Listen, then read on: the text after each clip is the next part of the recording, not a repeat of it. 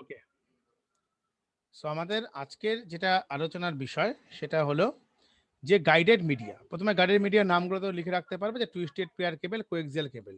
তাহলে এখানে twisted pair কেবলের মধ্যে বা কোএক্সিয়াল কেবলের মধ্যে তামা বা কপার থাকবে, বাট ইন অপটিক্যাল ফাইবার কেবলের মধ্যে কোনো রকম কপার মানে তামা কিন্তু থাকবে না। এখানে থাকবে হচ্ছে গ্লাস, এবং যে সিগন্যালটা ট্রান্সফার হবে সেটা কিন্তু হবে হচ্ছে আলোর তরঙ্গে। বলো। হ্যাঁ, আলোর তরঙ্গে। আমার কাছে কোনো ইনফরমেশন আসেনি তো, দেখো তোমরা দেখো, কিচ্ছু আসেনি। ওকে, বারবার সেন্ড করতে বলো। হুম, চলো। টুইস্টেড পেয়ার কেবেলের ক্ষেত্রে কি হবে, এই ধরনের কেবেলে দুটি বা তার পরস্পরের সঙ্গে পাকানো বা পেঁচানো অবস্থায় থাকে। এত কিছু ডিপতে যাওয়ার দরকার নেই, যেটা একটু রিডিং এর মধ্যে পড়ে দিচ্ছি, যে তারগুলি সাধারণত তামার হয় এবং 1 মিলিমিটার পুরু হয়। এই ধরনের কেবেল তোমরা বিভিন্ন পরিমাণে দেখতে পাবে। তারের ওপরে প্লাস্টিকের আবরণ দ্বারা আবৃত থাকে। তার দুটি পেঁচানো থাকার ফলে বাইরের তারের ওপরে প্লাস্টিকের আবরণ আবৃত থাকে এবং ক্রসটক হয় না আর কি। মানে এই তার পেঁচানোর জন্য বাইরের শব্দ বা অন্যান্য সংকেত, মানে ভেরিয়াস টাইপস অফ যে সিগন্যাল থাকে, সে বাধাদান করতে পারে। ফলে এই প্রকার তারের মধ্যে দিয়ে প্রেরিত সংকেতের সমস্যা কম হয়। সো আমাকে দেখতে হবে যে টুইস্টেড পেয়ার কেবলকে আমরা উই ক্যান ডিভাইড টু ওয়েস। একটা হচ্ছে এসটিপি আর একটা হচ্ছে ইউটিপি। এসটিপি মানে হচ্ছে শিল্ডেড টুইস্টেড পেয়ার কেবল, আর ইউটিপি মানে হচ্ছে আনশিল্ডেড আনশিল্ডেড টুইস্টেড পেয়ার কেবল।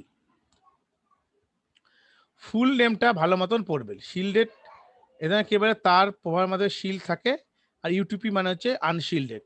ফুল নেমটা পড়ে রাখতে পারো। এখান থেকে ডেপথে পড়ার কোনো দরকার নেই। গল্পের মতন যে রিডিং যেটাকে বলে সেটা দিয়ে রাখতে পারো, কারণ আমার এখান থেকে শুধুমাত্র থাকে হচ্ছে অনলি ওয়ান মার্কস থাকে, কোনো অসুবিধা নেই।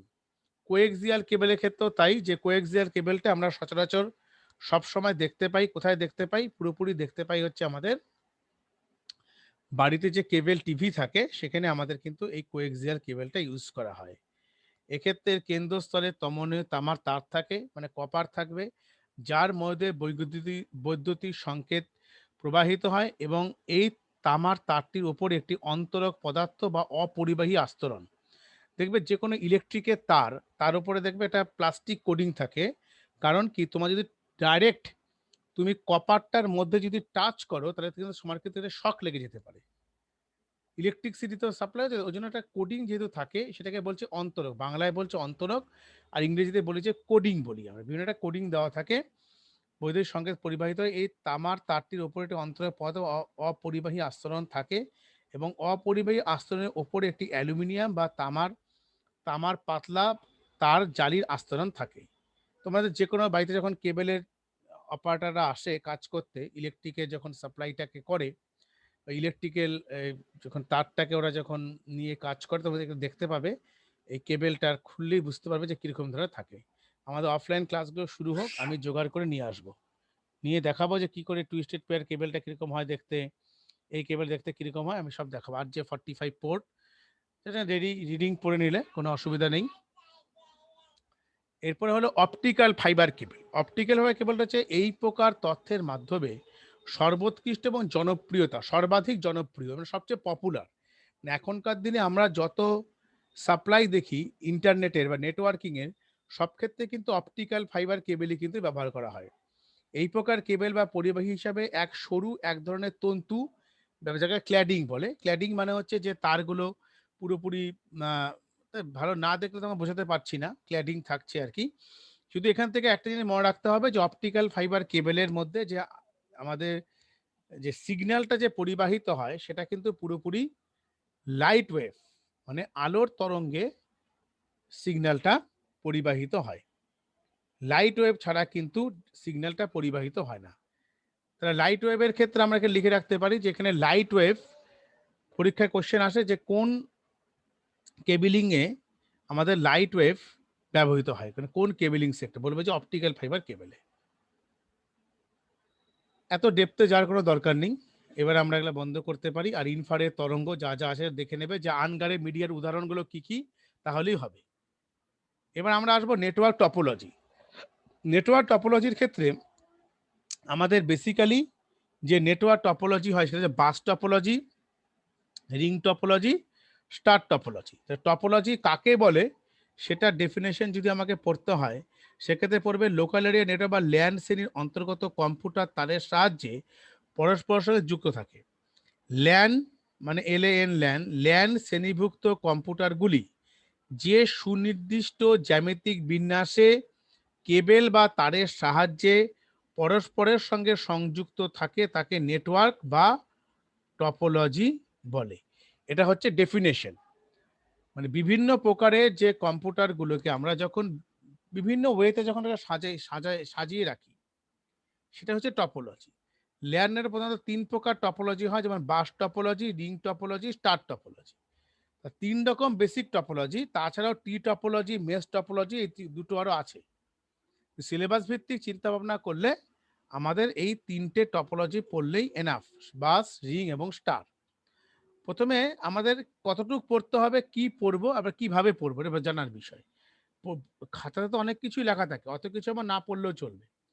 প্রথমে আমরা আসি হচ্ছে বইয়ের মধ্যে বাস টপোলজি। বাস টপোলজির ক্ষেত্রে আমাকে যদি বলবে যে লোকাল এরিয়া নেটওয়ার্কে অন্তর্গত সর্বাপেক্ষা সরল ও সাধারণ টপোলজি।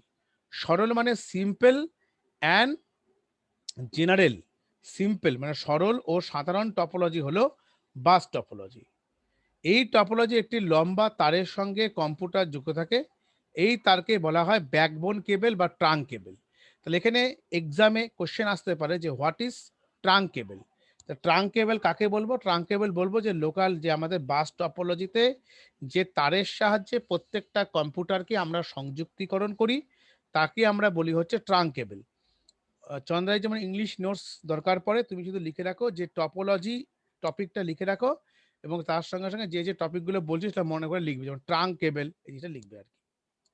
আমি নোটসটা দিয়ে দেবো। এই ব্যাকবোন কেবল বা ট্রাঙ্ক কেবল দ্বারা ইলেকট্রনিক সংকেতের মাধ্যমে একটি কম্পিউটার থেকে অন্য কম্পিউটার তথ্যের আদান প্রদান করা হয়। জাস্ট এতটুকুই পড়বে, বেশি কিছু পড়ার দরকার নেই, কারণ এখান থেকে অত ডেপথের কোশ্চেন আসেও না। শুধুমাত্র বলতে পারে যে ট্রাঙ্ক কেবল কোন টপোলজির ক্ষেত্রে ব্যবহৃত হয়। ট্রাঙ্ক কেবল কোন টপোলজির ক্ষেত্রে ব্যবহৃত হয়? অ্যান্সারটা হবে বাস টপোলজি। বাস টপোলজির ক্ষেত্রে আমরা ট্রাঙ্ক কেবলকে ব্যবহার করে থাকি। সিগন্যাল যখন ব্যাকবোন এটা গেল, এবার ছবিটা দেখো, এত কমপ্লেক্সিটি আঁকার দরকার নেই, আমি একটা ডায়াগ্রাম এঁকে দিচ্ছি, তাহলে বুঝতে সুবিধা হবে। কুড নট কানেক্ট, দাঁড়া এক সেকেন্ড, নিউ লিঙ্ক দেবো কি একবার? ওকে,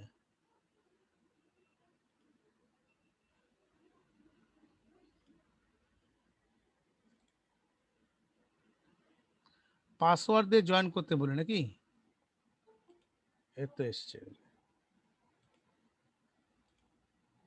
রোহিত এসছে।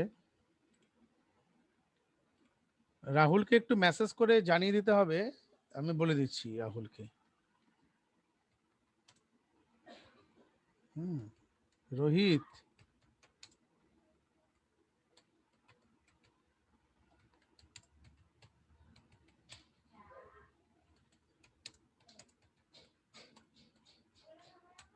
দাঁড়া একটু একটু বলে দিই।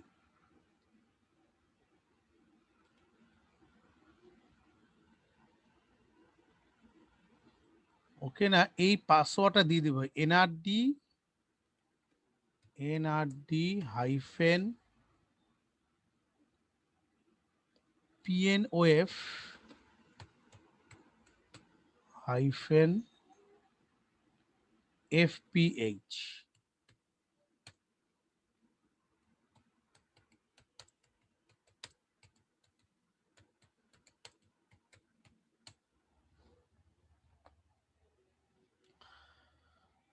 ওকে, সো দেখো এখানে আমাদের ছবিটা যেভাবে আঁকবো, আমাদের ছবিটা খুব সিম্পল ভাবে আঁকবো, বইয়ের মতন অত কঠিন করে আঁকার দরকার নেই। যেমন হলো, এখানে একটা টার্মিনাল লিখবে,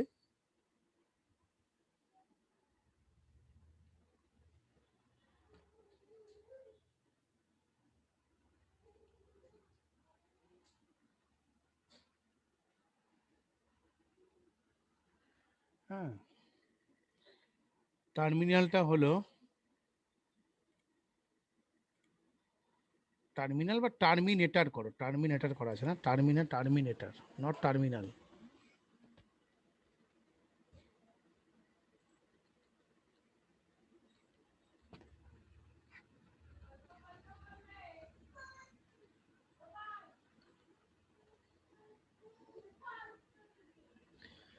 এই কম্পিউটারগুলোকে জাস্ট এভাবে আঁকবে।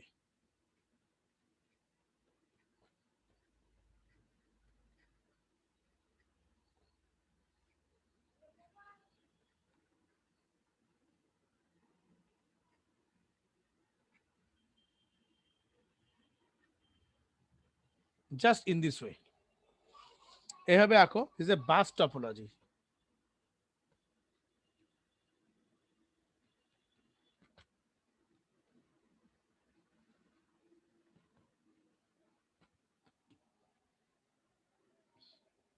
আঁকা হয়েছে? আঁকা হলে আমাকে বলবে, আমি সঙ্গে সঙ্গে পরেরটায় যাব।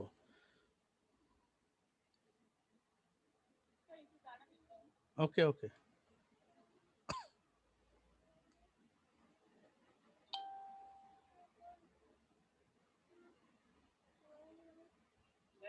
হুম,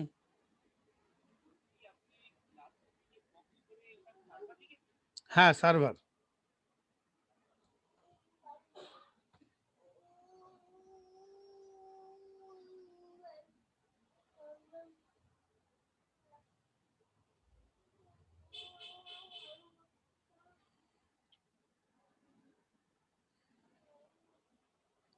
এঁকে নাও ছবিটা।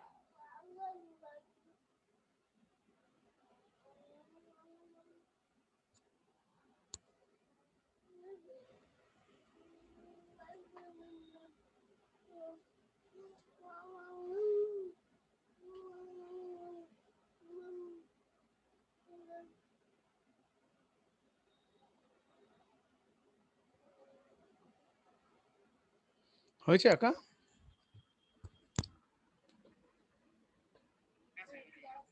হুম হুম, তাড়াতাড়ি এঁকে নাও।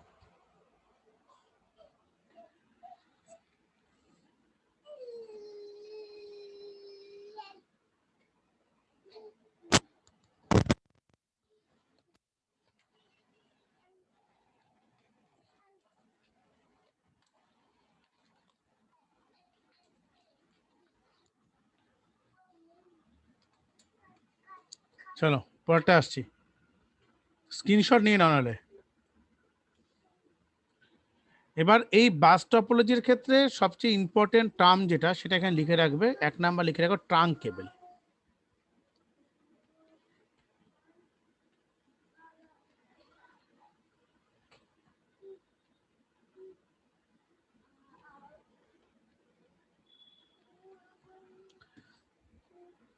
প্রথমে প্রত্যেকটা টপোলজির আমরা যেদিকে লক্ষ্য করব সেটা হচ্ছে ডেফিনেশন, তারপর হচ্ছে তার ডায়াগ্রাম, দেন অ্যাডভান্টেজ, আর সেকেন্ড হচ্ছে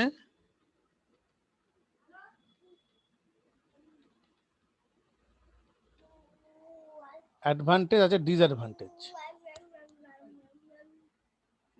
অ্যাডভান্টেজ আর হচ্ছে ডিসঅ্যাডভান্টেজ।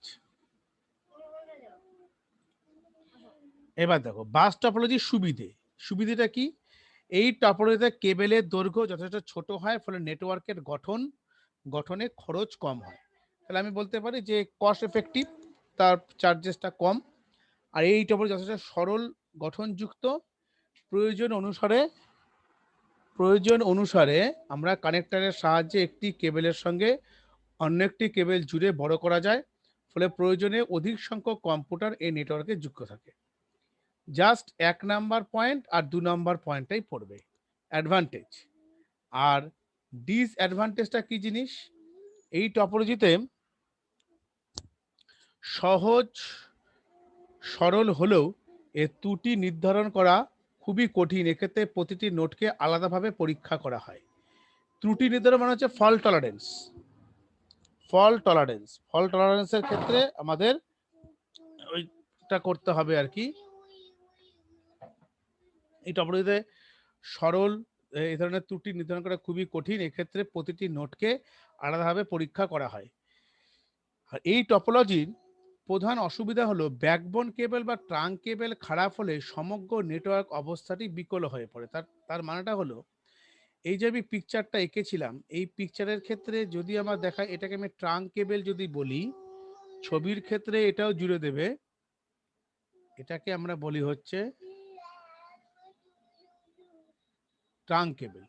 সো ট্রাঙ্ক কেবলটা যদি কোনো কারণে ব্রেকডাউন করে তাহলে কিন্তু এন্টার নেটওয়ার্কটাই কিন্তু ব্রেকডাউন করবে।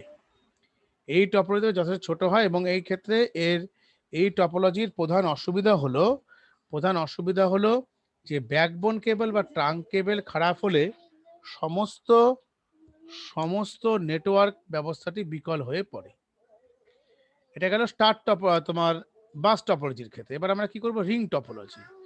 এই টপোলজির কম্পিউটারগুলি একটি মাত্র কেবলের মাধ্যমে চক্র করে অর্থাৎ রিং এর আকারে সজ্জিত থাকে। আমি ডায়াগ্রামটা আঁকলে ভালো বুঝতে পারবে যে রিং টপোলজির যদি আমি ডায়াগ্রাম ডিফাইন করি ঠিক এভাবে করতে হবে।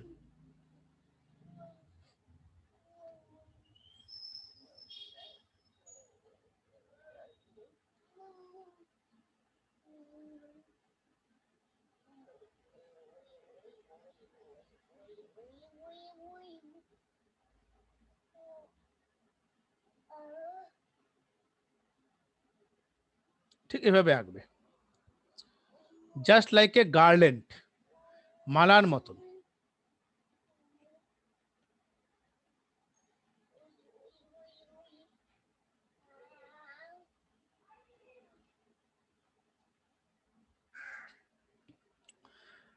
তো কি করতে পারি যে এই টপোলজি কম্পিউটারগুলি একটি মাত্র কেবল বা তারের মাধ্যমে চক্র করে অর্থাৎ রিং এর আকারে সজ্জিত থাকে, এই জন্য এই টপোলজিকে রিং টপোলজি বলা হয়। এই রিংটি সম্পূর্ণ বদ্ধ অবস্থা থাকে, এখানে বাস টপোলজির মতো কোনো মুক্ত প্রান্ত থাকে না। রিং টপোলজির বৈশিষ্ট্য হলো এই টপোলজির ক্ষেত্রে তথ্য বা নির্দেশ পাঠানো হয় তা প্রতিটি কম্পিউটারের মধ্য দিয়ে যায়, ফলে প্রতিটি কম্পিউটারকে ওই নির্দেশ পড়তে পারে। এত কিছু ডিটেলসে পড়ার আমার দরকার নেই, শুধুমাত্র পড়বে এখান থেকে যে এই টপোলজিতে কম্পিউটার কেবলমাত্র একটি মাত্র চক্র অর্থাৎ রিং এর আকারে সজ্জিত থাকে, এই টপোলজিকে রিং টপোলজি বলা হয়। এতটুকু পড়লে, আর তার সঙ্গে দেখবে যে প্রত্যেকটা কম্পিউটার যেহেতু এখানে পরপর করে রিং এর আকারে সজ্জিত থাকে, এই জন্য বলে হচ্ছে ক্লোজড লুপ। মানে রিং টপোলজিতে কম্পিউটারগুলি চক্রকার বা বৃত্তাকার ছাড়াও আয়তকার, উপবৃত্তাকার, সুষম ষড়ভুজাকার বা অন্য কোনো আকারে থাকতে পারে, কিন্তু কম্পিউটারগুলো অবশ্যই ক্লোজ লুপ বা আবদ্ধ থাকবে। তাহলে এখানে একটা টার্ম অনেক সময় রিং টপোলজির ক্ষেত্রে আসে, সেটা হলো যে ক্লোজড লুপ।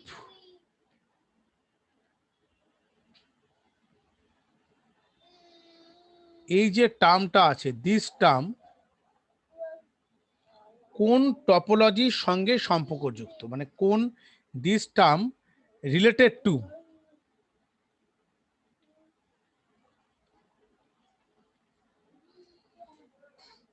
Which topology. যেটা আমি কথা বলছি যে এরকম ধরনের কোশ্চেন আসতে পারে, তোমার মনে রাখতে হবে, খাতা লিখে রাখো যে ক্লোজ লুপ যে টার্মিনোলজিটা, এটা কিন্তু অলওয়েজ রিং টপোলজির সঙ্গে সম্পর্কযুক্ত। রিং টপোলজি ছাড়া এটা তো করা সম্ভব না, রিং টপোলজি সম্পর্কযুক্ত।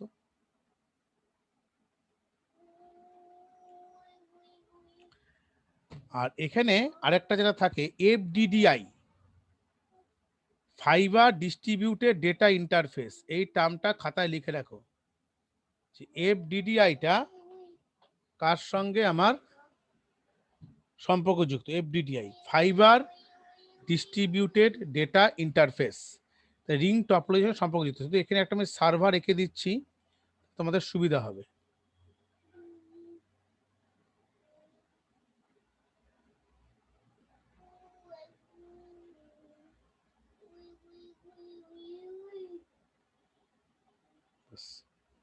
সার্ভার লেখাটা লিখে নেবে। তাহলে এই যে ক্লোজ লুপ যেটা আছে এর মাঝে একটা সার্ভার টার্মিনোলজি থাকবে, দ্যাট ইজ এ সার্ভার, এই রিং টপোলজির মধ্যে আছে। আর এফডিডিআইটা কার সঙ্গে সম্বন্ধ? Fibre distributed data interface. Fibre distributed data interface. আর রিং টপোলজিতে তথ্য প্রেরণের পদ্ধতি, এখানে একটা কথা মনে রাখতে হবে যে রিং টপোলজিতে, এই যে আমার রিং টপোলজিটা আছে, সেক্ষেত্রে দেখো এখানে পরপর ধরো আমার এই যে আমি আগেই বলেছি যে প্রত্যেকটা কম্পিউটার যখন কানেক্টিভিটি করা থাকে তারা কিন্তু ইটসেলফে, প্রত্যেকটা কম্পিউটারকে আমরা কি বলি? নোড কম্পিউটার বলি। নোড, এটা নোড 1, নোড 2, নোড 3, নোড 4। এক সেকেন্ড দাঁড়াও, হ্যাঁ একটু দাঁড়াও তো।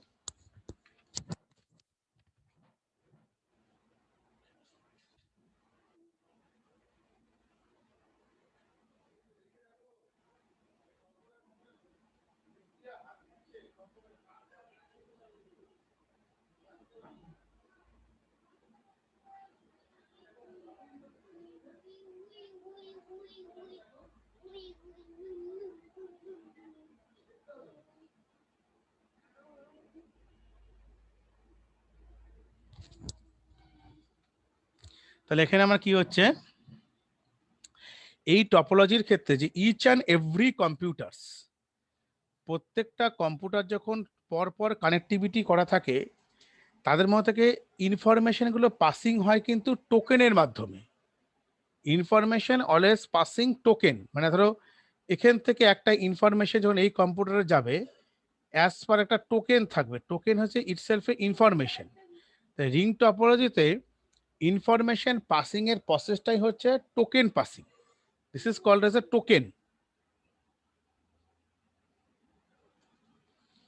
টোকেন দেখবে এবার স্পষ্ট লেখা, এখানে লেখা আছে যে রিং টপোলজিতে তথ্য প্রেরণ টোকেন পাসিং পদ্ধতিতে হয়। তো এখানে আমাদের অনেক সময় একটা এমসিকিউ টাইপ কোশ্চেন থাকতে পারে যে রিং টপোলজির ক্ষেত্রে মানে কোন টপোলজিতে টোকেন পাসিং করা হয়, টোকেন পাসিং এর জন্য কোন টপোলজি ব্যবহার, কোন টপোলজির ক্ষেত্রে এই টোকেন পাসিং টার্মিনোলজিতে ব্যবহৃত হয়, সেটা হচ্ছে আমার রিং টপোলজি। মনে রাখবে রিং টপোলজির ক্ষেত্রে টোকেন পাসিংটা ব্যবহৃত হয়। রিং টপোলজির ক্ষেত্রে তথ্য প্রেরণ, এই অর্থাৎ এটি কম্পিউটার থেকে অন্য কোনো কম্পিউটারের তথ্য বা মেসেজ, তাহলে একটি কম্পিউটার থেকে অন্য কোনো কম্পিউটারের তথ্য বা মেসেজ একে বলে হচ্ছে টোকেন বলে পাঠাতে চাইলে তা পার্শ্ববর্তী কম্পিউটারে যায়। দ্যাট মিনস এই কম্পিউটার থেকে যদি আমি টোকেনটা দিয়ে নেক্সট কম্পিউটারে যায়, এটা পার্শ্ববর্তী কম্পিউটারে গেল, নেক্সট কম্পিউটারে চলে গেল, পাসিং হলো ইনফরমেশনটা। আর সেই কম্পিউটারে প্রথমে পরখ বা যাচাই করে দেখে যে মেসেজটি তার জন্য কিনা। মানে আমার প্রত্যেকটা কম্পিউটার, তাহলে আমি একটা কম্পিউটার থেকে আরেকটা কম্পিউটারকে ডিফার করব কিভাবে? তার অ্যাড্রেস দিয়ে। আমি স্যাম্পল ধরে যদি বলি, এটা যদি এটার অ্যাড্রেস যদি ধরো x02 হয় তাহলে নিশ্চয়ই এটা হচ্ছে x03। তাহলে এক্স, আমি একটা সিম্পল বলছি তোমাকে, ধরো এটার অ্যাড্রেসটা ধরো বলছি আমি x02, এটা ধরো x03। তাহলে x02 যদি x03কে কোনো টোকেন ইনফরমেশনকে পাস করে, তাহলে আমাকে ধরো এখানে একটা টোকেন x02 থেকে 03 যাবে, তাহলে এর একটা অ্যাড্রেস ওর কাছে থাকতে হবে, না হলে তো বুঝতে পারবে না যে আমি টোকেনটা কার জন্য রেখেছি, তাই না? সো এখানে স্পষ্ট বলা আছে যে প্রথমে পার্শ্ববর্তী যে সেই কম্পিউটার প্রথমে পরখ বা যাচাই করে দেখে যে মেসেজটি তার জন্য কিনা। যদি না হয় তাহলে মেসেজটি পরবর্তী কম্পিউটারে পাঠায়, যার অ্যাড্রেসের সঙ্গে ম্যাচ করবে সেই মেসেজটা পাবে। এক্ষেত্রে মেসেজটি ঘুরতে ঘুরতে গন্তব্যস্থলে পৌঁছায় এবং পৌঁছায় এবং এই কম্পিউটার মেসেজটি গ্রহণ করে। এখানে পরিষ্কার এই জিনিসটা লেখা আছে, যেটা দেখবে যে টোকেনের মাধ্যমে রিং টপোলজিতে কোনো একটা ইনফরমেশনকে কিন্তু আমরা one computer to another computer we can passing. তাহলে এখানে ইংলিশ নোটসের জন্য আমি এটা লিখে রাখি, নাহলে পরে আমি মনে থাকবে না আমার। এগুলো তো আমি সব দিয়ে দিয়েছি, শুধু এখান থেকে আমাদের লাগবে হচ্ছে টপোলজি, টোকেন পাসিং, হ্যাঁ বাস এগুলো লিখে রাখছি। সবাই কিন্তু যা যা হচ্ছে সব প্রতিদিনই করে নোটস রেডি করে ফেলো খাতায়। এরপরটা হচ্ছে রিং টপোলজির সুবিধে। রিং টপোলজির সুবিধে কি? আমি প্রথমে বলেছি যে আমাকে ডেফিনেশন শিখতে হবে। ডেফিনেশন শেখার পর তার ডায়াগ্রামটা জানতে হবে। আর সুবিধে অসুবিধে, বেশি সুবিধে অসুবিধে পড়ার দরকার নেই, অনলি দুটো করে পড়লেই হবে। তাই রিং টপোলজির সুবিধা কি? রিং টপোলজি কেবলের দৈর্ঘ্য বাস টপোলজির তুলনায় কম হয়, ফলে অনেক কম সংযোগের প্রয়োজন, তাই টপোলজির বিশ্বাসযোগ্যতা অনেক বেশি। এখানে বিশ্বাসযোগ্যতা বা অবিশ্বাসযোগ্যতা কখন হয়? যদি কোনো ইনফরমেশন কি হয়, লিক হয়ে যায়। যেটা আমরা বলি এখনকার দিনে সব সময় নিয়ে আমরা প্রত্যেকে অ্যালার্ট থাকি, দিস কল হ্যাকিং। হ্যাকিং থাকছে না, তাই রিং টপোলজিতে কেবলের দৈর্ঘ্য বাস টপোলজির তুলনায় কম হয়, ফলে অনেক কম সংযোগ হয়, তাই এই টপোলজি বিশেষ অনেক বেশি। এই টপোলজি পরিবহনের মাধ্যম হিসেবে ফাইবার অপটিক কেবল ব্যবহৃত হয়, ফলে বাস টপোলজির তুলনায় অনেক দ্রুত গতিতে প্রেরিত হয়। মানে অপটিক্যাল ফাইবার বা ওখানে যে আমরা কোয়েক্সিয়াল কেবল বা যেগুলো ব্যবহার করি, সেক্ষেত্রে ওর যে ট্রান্সমিশন যে রেটটা হবে, কিন্তু ফাইবার অপটিক কেবলের ক্ষেত্রে তার কিন্তু ট্রান্সমিশন রেটটা অনেকটা হাই হবে এবং খুব দ্রুত গতিতে হবে, এবং ইনফরমেশনটাকে মিসিং হওয়ার চান্সেসটা খুবই কম থাকবে। এইটা বলতে অপটিক্যাল ফাইবার কেবলের ক্ষেত্রে কেবলে কেবল থাকে, ফলে বাসের তুলনায় ওটা কম দ্রুত গতিতে হয়। তাহলে আমি এইটাকে পড়বো 1 নাম্বার, এটাকে পড়বো 2 নাম্বার। পড়লাম, এই দুটো পড়লেই হবে, এর চেয়ে বেশি কিছু পড়া দরকার। তা খুব যদি পড়তে ইচ্ছে হয় তা তুমি 4 নাম্বার দেখে রাখতে পারো।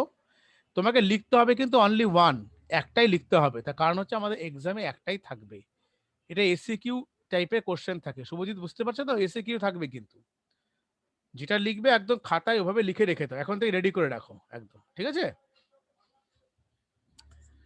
তার পরবর্তীতে দেখো রিং টপোলজির অসুবিধে। অসুবিধা কি? এই টপোলজির অন্তর্গত কোনো কম্পিউটার বিকল হলে সমগ্র নেটওয়ার্কটি বিকল হয়ে যায়, এটা একটা সবচেয়ে বড় ডিসঅ্যাডভান্টেজ। ধরো এই কম্পিউটারটা যদি কোনো কারণে খারাপ হয়, তাহলে পরবর্তী যারা রিংয়ের মধ্যে যে সমস্ত কম্পিউটারগুলো আছে, তারা তো কানেক্টিভিটি পাবে না। তারা পুরোপুরি স্টপ হয়ে যাবে রিং টপোলজির ক্ষেত্রে। বিকলের সময়টা বিকল হয়ে পড়ে, এবং রিং টপোলজির ক্ষেত্রে একটি নোডের ত্রুটিজনিত সমস্যা অন্য নোডগুলিকে প্রভাবিত করে। বোঝা যাচ্ছে, যদি কারো কোনো ক্ষেত্রে যদি কোনো একটা নোড ডিস্টার্ব থাকে, তাহলে পরবর্তী নোডগুলো একে টাইম হ্যাম্পার হবে। রিং টপোলজির ক্ষেত্রে ছোট বড় করা বা গঠন শৈলী পরিবর্তন করা যথেষ্ট কঠিন। মানে আমি যদি মনে করি আর্কিটেকচার চেঞ্জ করবো ই করবো, সেটা প্রবলেমেটিক। আমি 1 নাম্বার 2 নাম্বারটা পড়ি না, অত পড়তে হবে না, দুটো পড়লেই হবে। এবার আমাদের হচ্ছে আরেকটা খুবই ইম্পর্টেন্ট, যেখান থেকে পরীক্ষায় কোশ্চেন প্রায়শই সবসময় থাকে প্রায়, যে স্টার টপোলজি। সো স্টার টপোলজির ক্ষেত্রে প্রথমে আমি পিকচারটা এঁকে বোঝাই, তাহলে ভালো বুঝতে সুবিধা হবে। ঠিক আছে, পিকচারটা এঁকে দিই। হ্যাঁ বলো।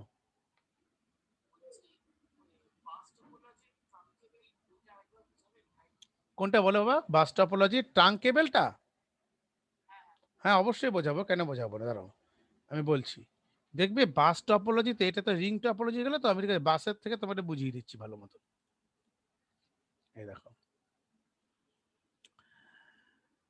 বাস টপোলজিতে এই একটা যে আমার ওয়্যার থাকে, যে তারটা থাকে, এই তারটাকে আমরা বলি হচ্ছে ট্রাঙ্ক কেবল।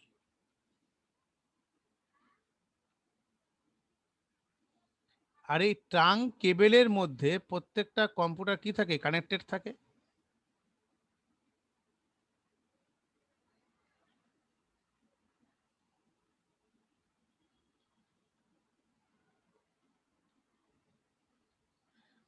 আর সার্ভার থাকে এখানে একটা।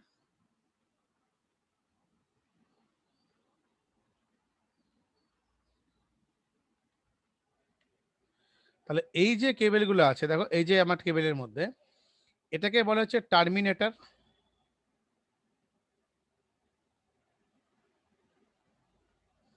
আর এখানে একটা টার্মিনেটর।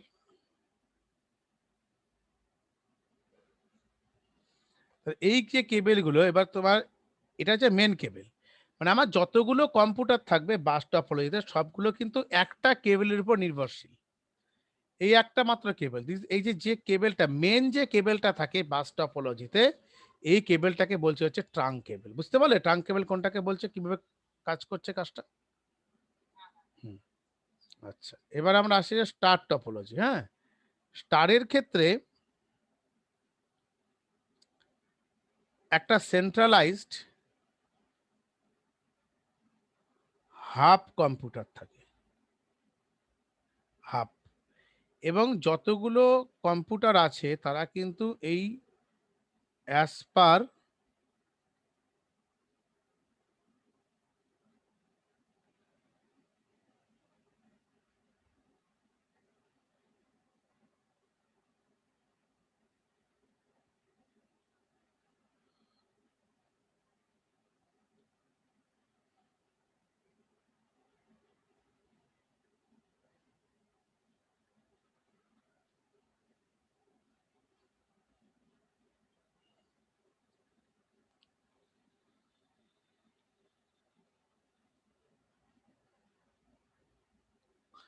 এটাকে আমরা বলছি স্টার টপোলজি।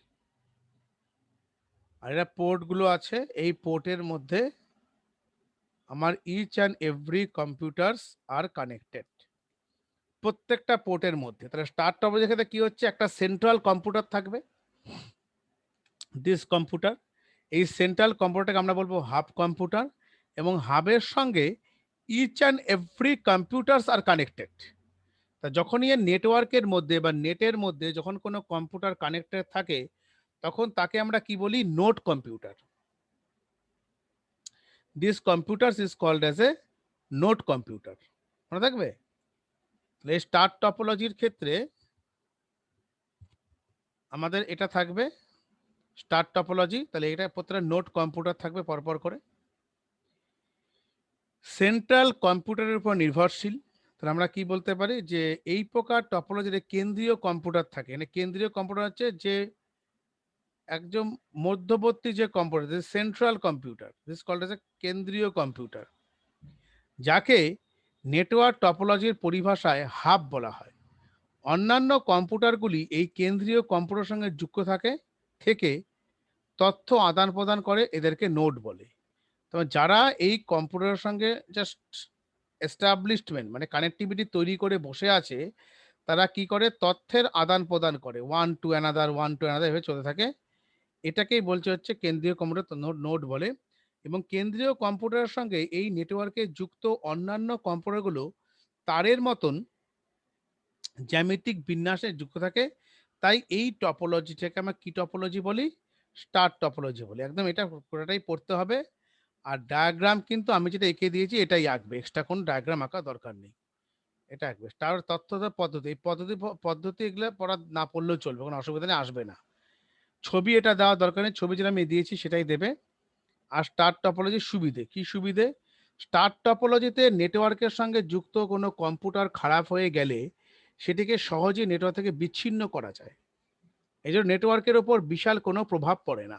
কি বলছে, ধরো কোনো কারণে যদি আমার এই কম্পিউটার ধরো কোনো কারণে খারাপ হয়েছে, সাপোজ আমার এই কম্পিউটার খারাপ হয়েছে, তাহলে আমি যদি মনে করি আমি ফল্টটা বের করলাম যে আমার এখানে টোটাল যে কম্পিউটারগুলো আছে তার মধ্যে এটা খারাপ আছে, আমি খুব ইজিলি কম্পিউটারটাকে আমি রিমুভ করে দেব, তাতে এন্টার যে কম্পিউটারগুলো আছে তাদের এখানে কোনো এফেক্ট কিন্তু পড়বে না।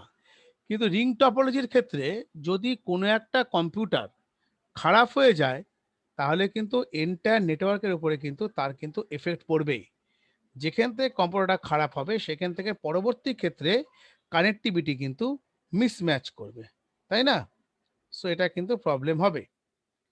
যদি কম্পিউটার খারাপ হয়ে গেলে সেটিকে সহজে নেটওয়ার্ক থেকে বিচ্ছিন্ন করা যায়, এই জন্য নেটওয়ার্কের উপর বিশাল কোনো প্রভাব পড়ে না।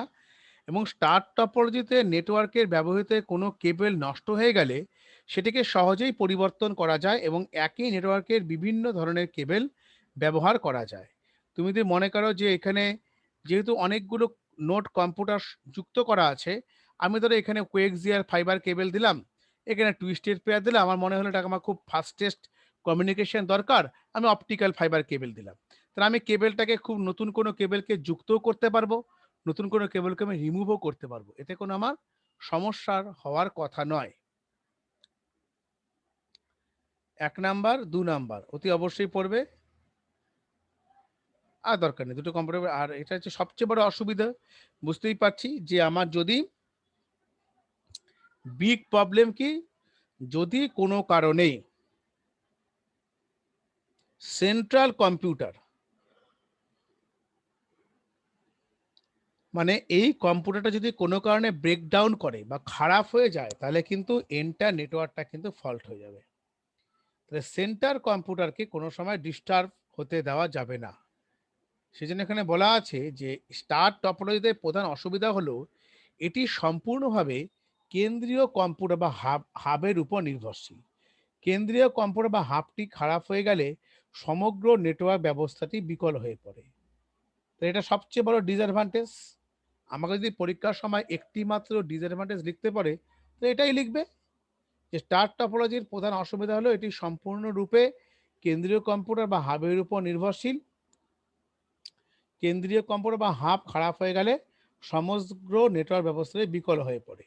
আর সেকেন্ড পয়েন্ট কি বলেছে যে স্টার টপোলজি নেটওয়ার্কের সঙ্গে যতগুলো কম্পিউটার বা নোড যুক্ত থাকে তাদের প্রত্যেকটির জন্য ভিন্ন ভিন্ন কেবল প্রয়োজন, ফলে এখানে নেটওয়ার্কের খরচ অপেক্ষাকৃত বেশি।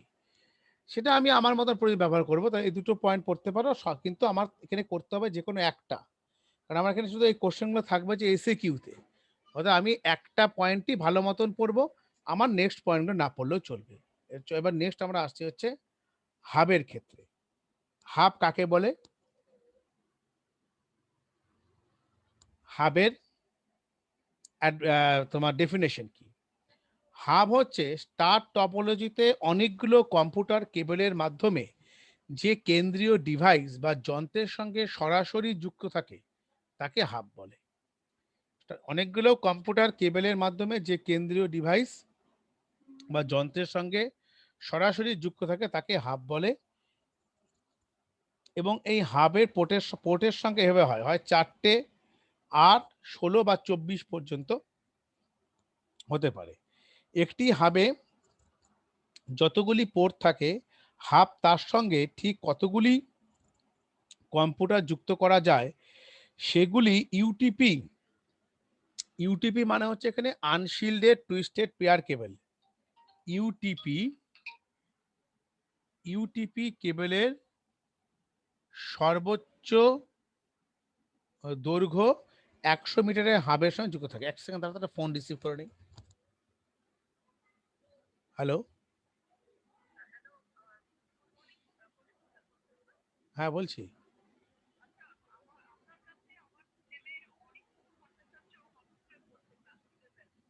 হ্যাঁ হ্যাঁ, আচ্ছা আমি একটা ক্লাসে আছি, তো আমি ক্লাস শেষ করে আপনাকে ফোন করি। হ্যাঁ ঠিক আছে, আচ্ছা, হ্যাঁ হ্যাঁ হ্যাঁ। 4 আর 16 এই ক্ষেত্রে পোর্টগুলি হাবের সঙ্গে ততগুলি কমর যুক্ত থাকে, দৈর্ঘ্য থাকে 100 মিটার থাকে। এখান থেকে তোমার কিন্তু শুধু ডেফিনেশন পড়তে গেলে স্টার টপোলজি অনেকগুলো কম্পিউটারের কেবলের মাধ্যমে যে কেন্দ্রীয় ডিভাইস বা যন্ত্রের সঙ্গে সরাসরি যুক্ত থাকে তাকে হাব বলে। এই ডেফিনেশনটাই পড়বে, এগুলো থাকবে শুধু 1 মার্কস, এখানে বেশি নাম্বার থাকবে না। কটা পোর্ট আছে না পোর্ট আছে এত কিছু জিজ্ঞেস করে না, যে এতটুকু পড়লেই হবে। এবার রিপিটারটা দেখে নাও। রিপিটার নেটওয়ার্ক কেবলের কেবল বা তারের মধ্য দিয়ে প্রবাহিত ডেটা, এখানে কিন্তু সংকেত বলবে না, এখানে বলবে সিগন্যাল, নির্দিষ্ট দূরত্বের পর দুর্বল হয়ে পড়ে। এটা স্বাভাবিক জিনিস। দেখবে অনেক ক্ষেত্রে আমরা যখন বাইরে বেরোই, তোমরা হয়তো খেয়াল করেছো কিনা জানি না, কিন্তু আমি তো সবসময় খেয়াল করি রাস্তাঘাটে, তবে বাড়িতে যে ইলেকট্রিকের পোল থাকে না বাড়ির আশেপাশে, দেখবে সবখানে এরকম ছোট ছোট ছোট ছোট বক্স বসানো থাকে, তোমরা হয়তো খেয়াল করেছো, দেখেছো কোনোদিন?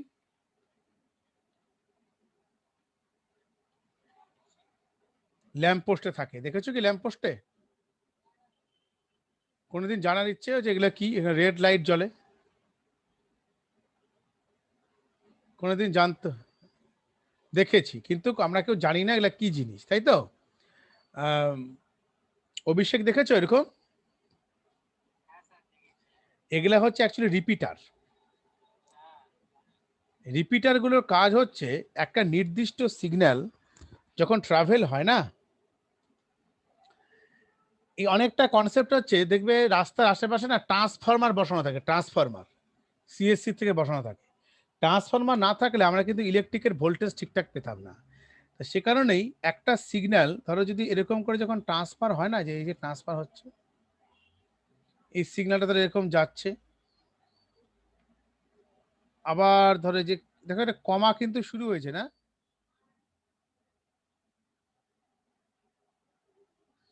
একটা সিগন্যাল কি হয়, ফল হয় তো। এখানে সিগন্যালের যা স্ট্রেংথ, দেখবে এই সিগন্যালটা কিন্তু সেম স্ট্রেংথ নয়, আস্তে আস্তে আস্তে আস্তে কমছে। এই যে কোনো একটা সিগন্যাল যখন ধীরে ধীরে কমে যায়, এটাকে বলে হচ্ছে অ্যাটিনুয়েশন। এই টার্মটা মনে রাখবে, অ্যাটিনুয়েশন।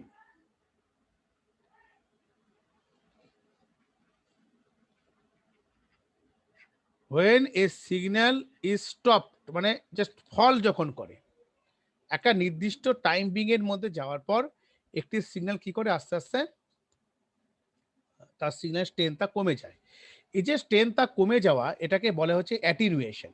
তাহলে এই অ্যাটিনুয়েশন যদি ধরো এখান থেকে এখানে কমে গেল, কিন্তু একটা সময় এসে তো অনেকটা কমে যাবে আস্তে আস্তে। যদি দেখা যায় যে সিগন্যাল স্ট্রেংথটাতে আস্তে আস্তে অনেকটাই ফল করে গেল, তাহলে কিন্তু সিগন্যালের স্ট্রেংথ আমরা ঠিকঠাক পাবো না। তখন আমাকে কি দরকার, তখন তার সেই সিগন্যালটাকে আমাকে বুস্ট আপ করতে হবে। এই যে সিগন্যালটাকে বুস্ট আপ করবো, কার থ্রুতে করব, এখানে আমি রিপিটার বলে একটি ডিভাইসকে ব্যবহার করব। রিপিটার ডিভাইসটা ব্যবহার করে আমি তার সিগন্যাল স্ট্রেংথটাকে বাড়িয়ে দেব। এই যে সিগন্যাল স্ট্রেংথটার জন্য যে বাড়ানোর জন্য যে ডিভাইসটি এখানে ব্যবহার করা হচ্ছে, এই ডিভাইসটাই হচ্ছে, একে আমি বলছি হচ্ছে তোমার রিপিটার। দেখবে এখানে লেখা আছে, নেটওয়ার্কের ব্যবহৃত কেবল বা তারের মধ্য দিয়ে প্রবাহিত ডেটা সংকেত নির্দিষ্ট দূরত্বের পর দুর্বল হয়ে পড়ে। এই ভেতরে লেখাটা না লিখলেও চলবে। এবং রিপিটার এই ক্ষীণ সংকেত, মানে উইক সিগন্যাল, এখানে ক্ষীণ সংকেত না লিখে লিখবে হচ্ছে উইক সিগন্যাল। এই টার্মগুলো ব্যবহার করবে, উইক সিগন্যাল। সংকেত গ্রহণ করে পুনরায় সতেজ করে, মানে সতেজ মানে হচ্ছে রিজেনারেট করা, আমার সিগন্যালটাকে পুনর্জীবিত করা, সতেজ করা, রিজেনারেট হয়। অর্থাৎ রিপিটার ব্যবহার করলে দ্বিগুণ দৈর্ঘ্য পর্যন্ত এর গতি ঠিক মতন বজায় থাকে। এইটা পড়লে, এবং ওএসআই মডেলটা আমি এখানে করাইনি, এটা যখন আমি করাবো তখন আমি ভেঙে বলে দেবো, এখন এটা পড়ার দরকার নেই এগুলো। আর ছবি টবি আঁকতে হবে না, 1 নাম্বার থাকবে, রিপিটারটা কি জিনিস শুধু বলবে, তাহলে that's more than enough. Same ভাবে আমাদের হচ্ছে ব্রিজ। ব্রিজটা কি জিনিস, ব্রিজ হলো এমন একটি যন্ত্র যার সাহায্যে আমরা দুটি পৃথক নেটওয়ার্ককে সংযুক্ত করে একটি সম্পূর্ণ নেটওয়ার্ক হিসেবে ব্যবহার করতে পারি। কিরকম ব্যাপার, ধরো আমি একে বোঝাচ্ছি।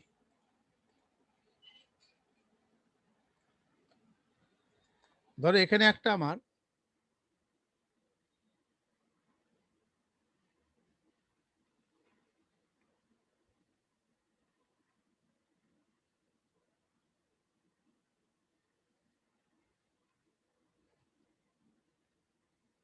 নেটওয়ার্ক 1,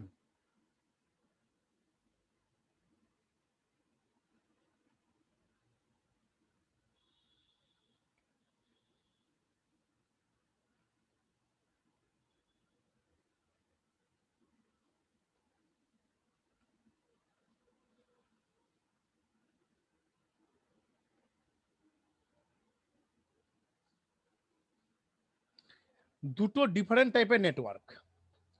জিওমেট্রিক যদি আমি যদি তার টপোলজি বেসিসে আমি যদি জ্যামিতিক বিন্যাস বলি, সেক্ষেত্রে আলাদা, একটা হচ্ছে ট্রায়াঙ্গেল, একটা হচ্ছে আমার চতুর্ভুজ। তাহলে এই দুটো নেটওয়ার্ককে নিয়ে আমি যদি একটা বড় নেটওয়ার্ক এস্টাবলিশ করতে পারি, কি করে করতে পারি, 1 2 3টে নোড আছে, এখানে আছে হচ্ছে 9টা, টোটাল হচ্ছে 6টা, 6 3 9, তাহলে 9টাকে নিয়ে আমি যদি একটা বৃহৎ নেটওয়ার্ক তৈরি করতে পারি,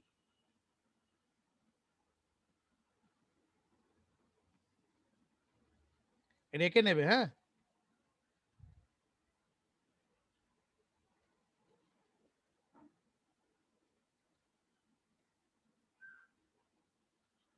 তাহলে এই যে টোটাল যে নেটওয়ার্কটা হলো দিস নোড, এই টোটালটাকে আমি বলছি হচ্ছে ব্রিজ।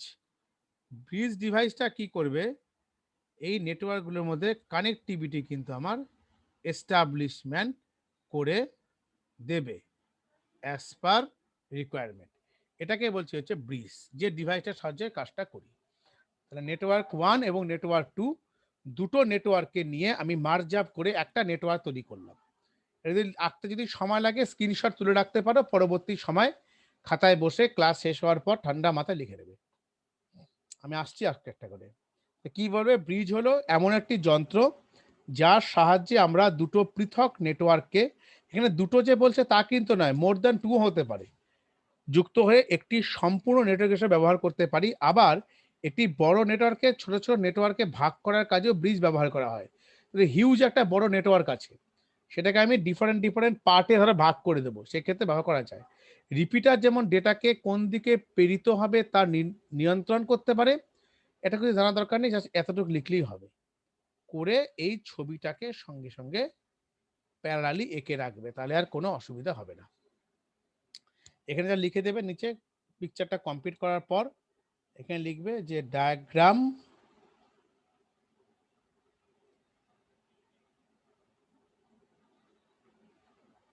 ব্রিজ হয়ে গেল।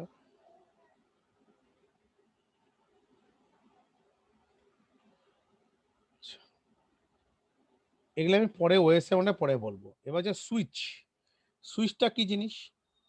সুইচ যন্ত্রটি দেখতে অনেকটা হাবের মতো। এ হাবের মতোই অনেকগুলো কম্পিউটার সংযোগকারী কেন্দ্রীয় ডিভাইস বা যন্ত্র থাকে। আমরা দেখেছিলাম যে স্টার টপোলজির ক্ষেত্রে যে কেন্দ্রীয় কম্পিউটারটি ব্যবহার করা হয় তাকে আমরা কি কম্পিউটার বলি? হাব কম্পিউটার বলি। কিন্তু হাবের সঙ্গে এর মূল পার্থক্য হলো নেটওয়ার্কে কোনো কম্পিউটার থেকে হাবের মাধ্যমে তথ্য পাঠানোর নেটওয়ার্কগুলি অবস্থিত সমস্ত কম্পিউটারে ওই তথ্য গৃহীত হয়, ফলে তথ্যের নিরাপত্তা থাকে না। মানে হাবের মেন ডিফারেন্সটা বোঝো যে হাবটা যখন একটা নেটওয়ার্কের মধ্যে সঞ্চিত থাকছে, তাহলে আমি সবাই তথ্যটা পেয়ে যাচ্ছে। ধরো এটা স্বাভাবিক জিনিস যে আমার এখানে ধরো এই যে আমি ক্লাসটা এখন হচ্ছে, এই ক্লাসের আমি যদি গ্লোবাল লিঙ্ক ছেড়ে দিতাম তাহলে সবাই ক্লাসটা দেখতে পেত। আমি যদি বা পার্টিকুলার কয়েকজনকে আমি দিয়েছি লিঙ্কটা, তা সবাই বুঝতে পারছে যে এরা আমার ক্লাসগুলো করছে, তারাই ফলো আপ করতে পারবে। সেরকম যখন আমি যদি হাবের মাধ্যমে যখন ডিফারেন্ট টাইপের কম্পিউটার যখন সংযোগ করা থাকবে, তাদের মধ্যে কোনো লিমিটেশন থাকে না, যে যার মতো নাকি অ্যাক্সেস করছে, অ্যাক্সেস ছেড়ে দিচ্ছে, আবার অ্যাক্সেস নিচ্ছে, সবাই তথ্য পেয়ে যাচ্ছে। কিন্তু সুইচের মধ্যে যার কাছে ইনফরমেশন থাকবে তারাই একমাত্র পাবে। এখানে সুন্দর করে লিখেছে, কিন্তু হাবের সঙ্গে মূল পার্থক্য হলো নেটওয়ার্কের কোনো কম্পিউটার থেকে হাবের মাধ্যমে তথ্য পাঠানো হলে নেটওয়ার্কের অবস্থিত সমস্ত কম্পিউটার ওই তথ্য গৃহীত হয়, ফলে তথ্যের নিরাপত্তা থাকে না।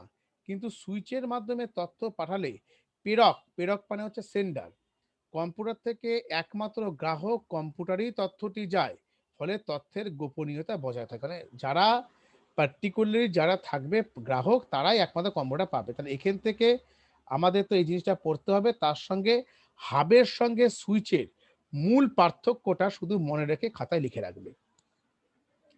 তো আমি এখানে একবার লিখে রাখছি যে তোমাদের ইংলিশ নোটসের জন্য হাব, সুইচ, রিপিটার,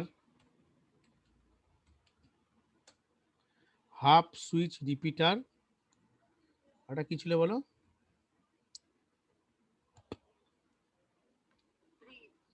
ব্রিজ। আর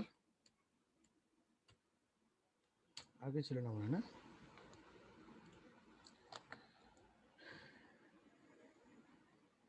ঠিক আছে, এবার আমরা আসবো হচ্ছে রাউটার। রাউটার আর হচ্ছে ওএসআই। রাউটারটা কি? রাউটার সহ যখন আমরা জানি, যখন একটি কম্পিউটার অন্য কম্পিউটার মধ্যে কিছু ডেটা প্রেরণ করে, তখন প্রেরক কম্পিউটার গ্রাহকের নির্দিষ্ট ঠিকানার খোঁজ করে। ঠিকানা মানে হচ্ছে আমার পার্টিকুলার অ্যাড্রেসটা যেন থাকে। যেমন আমাদের কাছে যদি রাউটার থাকে, রাউটারের নিরাপত্তা বজায় করার জন্য আমরা সবসময় কি করি? We are given a password. যদি পাসওয়ার্ড না দিতাম তাহলে তো আমি ধরো রাউটারটা খরচা করে বাড়িতে লাগিয়েছি, সবাই রাউটারটা পেয়ে গিয়ে সবাই অ্যাক্সেস করতো, তাহলে আমার তথ্যের গোপনীয়তা থাকতো না। এবং রাউটার থেকে যদি কোনো ক্রাইম বা কোনো আজে বাজে কোনো কাজ হতো, তো পার্টিকুলার তো আমার নেটওয়ার্কটা আমার আইপিটাকে শেয়ার করছে না, তো নিরাপত্তা থাকতো না। সো আমাকে সেজন্য রাউটারে যখন একটি কম্পিউটার থেকে অন্য একটি কম্পিউটারে কিছু ডেটা প্রেরণ করে, তখন প্রেরক কম্পিউটারের গ্রাহকের নির্দিষ্ট ঠিকানার খোঁজ করে। যে ডেটা প্যাকেটের নেটওয়ার্কে অ্যাড্রেস, আইপি অ্যাড্রেসে যখন পড়াবো তখন ভালো মতন বলবো আরো, আইপি অ্যাড্রেসে প্রেরকের ডেটা পাঠানোর পদ্ধতিকে নিয়ন্ত্রণ করে। যদি প্রেরক এবং গ্রাহক একই নেটওয়ার্কভুক্ত হয়, তাহলে এটি অন্য নেটওয়ার্কে প্রেরিত হয় না। মানে আমার ব্যাপারে হচ্ছে, আমি আমার ধরো যে রাউটারটা আছে, ধরো আমার যদি পাসওয়ার্ডটা আমি ম্যাচ করাতে পারি, একমাত্র সেটাকে আমি গ্রহণ করতে পারবো, অন্য কেউ কিন্তু গ্রহণ করতে পারবে না। অন্যথায় প্রেরক গ্রাহকের ঠিকানার খোঁজ করে ডেটা প্যাকেটটি নির্দিষ্ট ঠিকানায় পাঠায় এবং রাউটারের এক কম্পিউটার থেকে অন্য কম্পিউটার ডেটা পাঠানোর পদ্ধতিকে নিয়ন্ত্রণ করে। বাস এখান থেকে যাতে লেখা আছে এতটুকু পড়ে নিলেই হবে। ওএসআই মডেলটা দিয়ে আমি পরে বোঝাবো যে কি করে রাউটারটা কাজ করে রাউটারের ক্ষেত্রে। এবার লাস্ট আমাদের এখানে হচ্ছে গেটওয়ে। গেটওয়ে হচ্ছে বিভিন্ন নেটওয়ার্ক সিস্টেমের ভিন্ন ভিন্ন ধরনের প্রোটোকল ব্যবহার করা হয়। গেটওয়ে হলো একটি বিশেষ ব্যবস্থা যার মাধ্যমে ভিন্ন ভিন্ন প্রোটোকলে যুক্ত দুটি নেটওয়ার্কের মধ্যে যোগাযোগ রক্ষা করা যায়।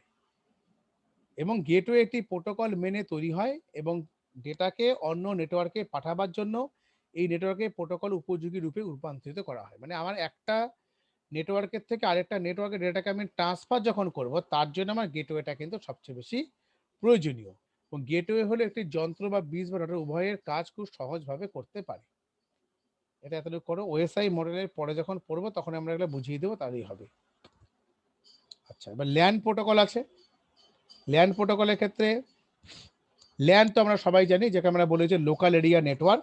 ল্যান নেটওয়ার্কের মধ্যে ডেটা আদান প্রদানের সুবিধার জন্য বিভিন্ন নেটওয়ার্কের সংগঠন বা প্রোটোকল যুক্ত থাকে, কারণ এই নেটওয়ার্কে ডেটার ধরন, ডেটার পরিমাণ, ডেটার আদান প্রদানের হার ইত্যাদির উপর নির্ভর করে ভিন্ন ভিন্ন প্রযুক্তি ব্যবহার করা হয়। এই প্রযুক্তিগুলিকে ল্যান প্রোটোকল বলে এবং ল্যান প্রোটোকলকে আমরা মোট প্রধানত 3 রকমে ভাগ করতে পারি। Ethernet, token ring, fibre distributed data interface, তার সংক্ষেপে আমরা বলি হচ্ছে এফডিডিআই। এটা হচ্ছে ইথারনেট, নেক্সট হচ্ছে টোকেন রিং, আর থার্ড হচ্ছে fibre distributed data interface.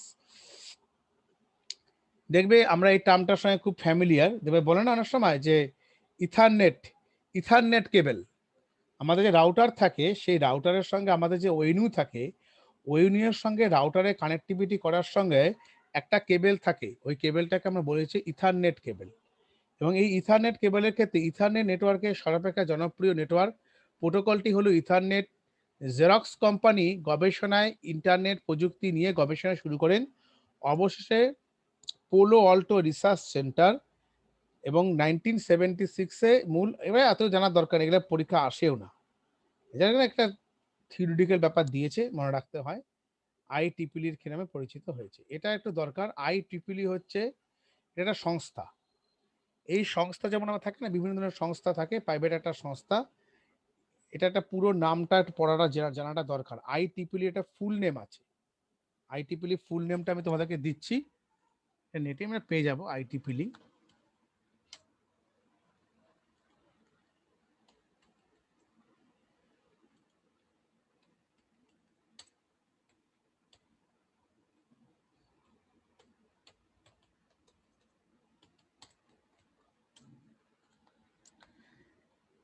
The Institute of Electrical and Electronics Engineers, IEEE. Pronounce the IEEE stand for the Institute of Electrical and Electronics Engineers. এই পুরো নামটা মনে রাখবে। আমি দিয়ে দিচ্ছি।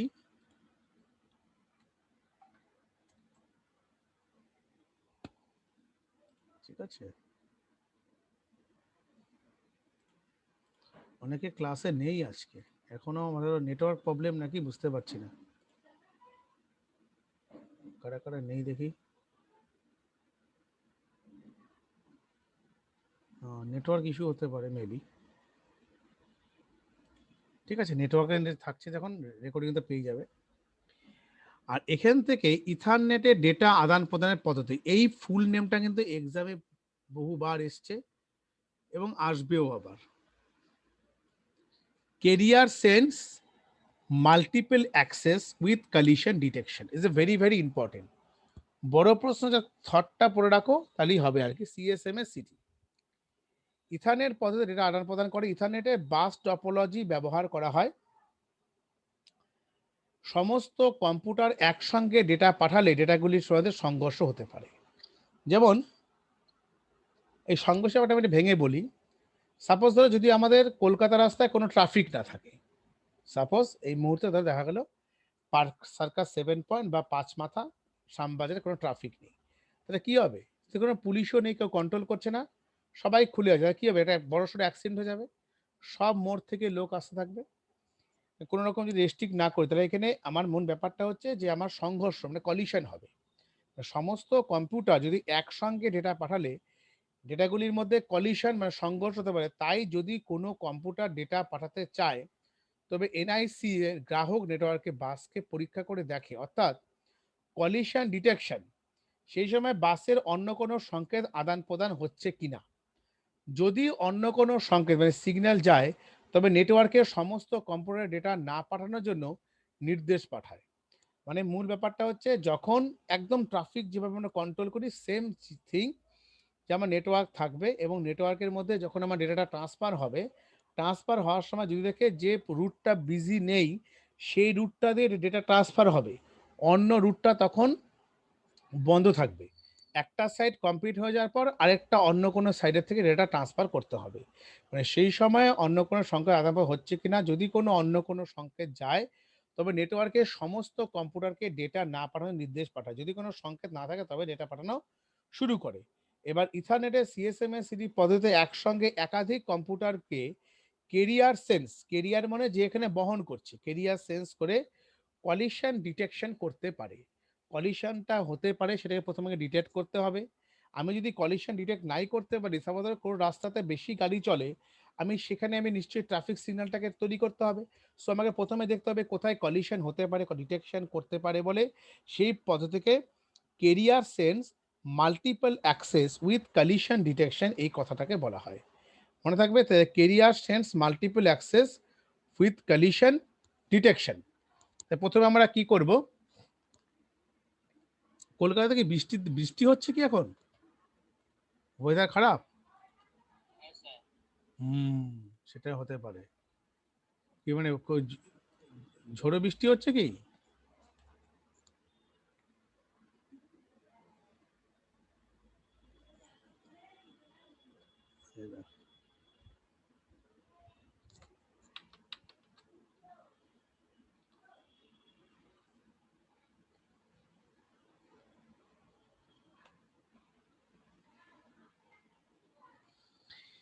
এবার দেখো, এই পথটা দিয়ে ধরো আমার কোনো সিগন্যাল পাস হচ্ছে।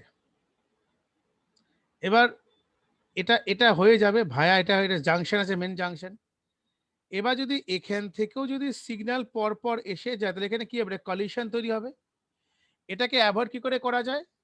আমি যখন এই সাইডটা দিয়ে করব, আমি এভাবে কন্ট্রোল করতে পারি, এটা জাংশন আছে, এখানে গাড়ি আছে, ধরো এখানে সিগন্যাল আছে, তাহলে আমি একে স্টপ করব, এটাকে আগে পাস করে নেব। আর এটাকে খুব বেশি হলে আমি এই সাইড দিকে এনে এই পর্যন্ত এনে রাখতে পারি। যদি মনে করি এই জাংশন থেকে আমি লেফট নিয়ে নেব, অটোমেটিক এই সাইডে কলিশনটা হবে না। মোট কথা আমাকে টার্গেট রাখতে হবে, you have to avoid the collision. এই কাজটার জন্য ইথারনেটের সবচেয়ে বেশি রেসপন্সিবল কে? সিএসএমএ সিডি, মানে carrier sense multiple access with collision detection. এক্ষেত্রে আমার কাজটা করতে হয়। তো CSMA CD carrier sense multiple collision detection. দেখো এর পুরো ব্যাপারটা আরেকবার পড়ে শোনাচ্ছি। যেটা আদান প্রদান করে, ইথারনেটের বাস টপোলজি ব্যবহার করা হয়। সমস্ত কম্পিউটার একসঙ্গে ডেটা পাঠালে ডেটাগুলির মধ্যে সংঘর্ষ হতে পারে। তাই যদি কোনো কম্পিউটার ডেটা পাঠাতে চায়, তবে তাকে এনআইসি গ্রাহকের নেটওয়ার্কের বাসকে পরীক্ষা করে দেখে সেই সময় বাসে অন্য কেউ সংকেত আদান প্রদান হচ্ছে কিনা। যদি অন্য কোনো সংকেত যায়, তবে নেটওয়ার্কের সমস্ত কম্পিউটারকে ডেটা না পাঠানোর জন্য নির্দেশ পাঠায়। যদিও কোনো সংকেত না থাকে, তবে ডেটা পাঠানো শুরু করে। এই ইথারনেটের এটা সবচেয়ে powerful technology, this call as CSMA CD পদ্ধতিতে একসঙ্গে একাধিক কম্পিউটারকে কেরিয়ার সেন্স করে, কেরিয়ার মানে যে বহন করছে সিগন্যালটাকে, ক্যারিয়ার সেন্স করে কলিশন ডিটেকশন করতে পারে। ফলে এই পদ্ধতিতে career sense multiple access with collision detection বা সিএসএমএ সিডি বলা হয়। এটা দেখে নেবে। ইথারনেটের মধ্যে আরো কিছু ইম্পর্টেন্ট হচ্ছে বিভিন্ন প্রকারভেদ। একটা তোমার হতে পারে কি বেস ব্যান্ড, দেন ব্রডব্যান্ড। বেস ব্যান্ডের ক্ষেত্রে কি হচ্ছে, বেস ব্যান্ড প্রধানত 5 প্রকারের হয়। 10 বেস 5, 10 বেস 2, 10 বেস টি, 100 বেস টি, 10 বেস এফ। প্রত্যেকটা ডিফারেন্ট ডিফারেন্ট মিনিং আছে। এখানে বেস কথাটি বেস ব্যান্ড ট্রান্সমিশন 5, 2, টি এবং এফ কেবলের ধরন বা দৈর্ঘ্যকে নির্দেশ করে। এটা আমি অন্য খান থেকে দিয়ে দিচ্ছি, তোমরা স্ক্রিনশট তুলে রাখবে, সুবিধা হবে বেস ব্যান্ডটা বোঝার জন্য। ব্রডব্যান্ড ইথারনেটের ক্ষেত্রে একটি মা থাকে যদি এটা 10 ব্রডব্যান্ড 36 ক্ষেত্রে বোঝা হয়। 10 বেস 5 এটা যেন সবচেয়ে বেটার ওয়ে তোমাকে দিচ্ছি আমি একটা, এটা আমি একখান থেকে তোমাদেরকে দিচ্ছি, বুঝতে সুবিধা হবে। দাঁড়াও, এখানে রুডিমেন্টসের একটা ইংলিশ ভার্সন বই থেকেই পড়তে হবে।